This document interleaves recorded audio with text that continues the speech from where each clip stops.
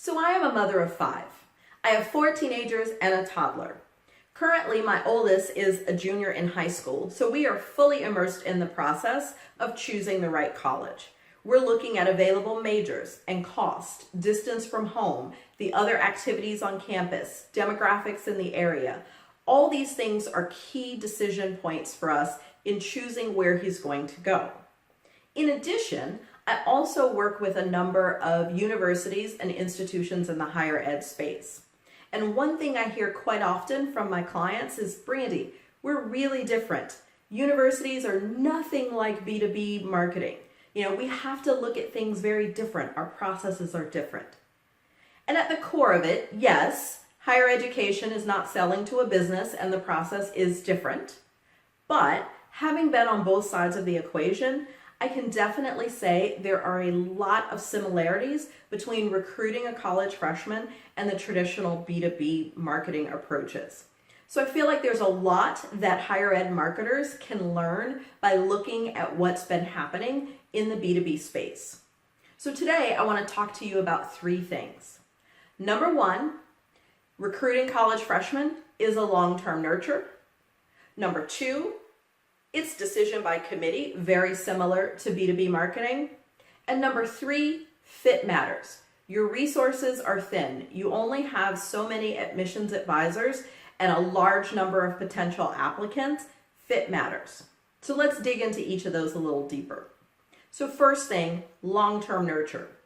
Higher ed has one of the longest nurture processes because there are a lot of high school freshmen who are already considering which college is best for them, in which case that means your nurture campaign is 4 years. Not to mention the interest in what appeals to a high school freshman at 14 is very different than what's going to appeal to a high school senior at 17 or 18. And so you really have to make sure that not only are you communicating over a longer period, that your message is very much tailored to where that student is. So you have to build nurture campaigns that are capable of moving them through that journey and getting them to fall in love more and more each day with your university by having proper long-term nurtures. A 6-month nurture only works if they're a senior because they're engaged for a shorter period of time. If I'm inquiring that my daughter might want to go to your university and she's currently a freshman, guess what? You've got to talk to me for a lot longer. Number 2, decision by committee. One of the key differences between B2B and B2C is on the B2C side, it's transactional. Someone makes a decision and they make a purchase. On the B2B side, there's generally a committee involved. Someone that's more hands-on, someone that they report to, someone who's the budget owner. In some cases, it's multiple departments. The same is true when recruiting college freshmen. It's not just the student who's making that decision. You have the parent, the guidance counselor. If they're involved in extracurriculars or sports, you have the leaders of those organizations. In some cases, religious organizations and leaders as well. And so this is all a process by committee. You throw in the guidance counselor and the others at the school into that mix, and now we have multiple entities that we have to consider. So if your marketing efforts are only focused on communicating with the student, then you're missing key opportunities. What the parent cares about is very different than what the student cares about. The perspective and interests of the guidance counselor are also different. Sports coaches are looking for, will they be able to get scholarships? What opportunities are there for them to play? Everybody has a different stake in the process of this student choosing their university. And so it's important that that also is taken into account as you are nurturing. And then finally, fit matters. When it comes to choosing a college, in most cases, the education that one can receive between one university and another is very similar. And so you have to think about what type of student is truly a fit for your university. And this is where lead scoring comes in. I see a lot of universities decline to launch scoring models because they don't feel like lead scoring makes sense because there aren't really leads. However, if you are a religious-based university, if that person is of that religion, is a huge win for getting them to choose your university.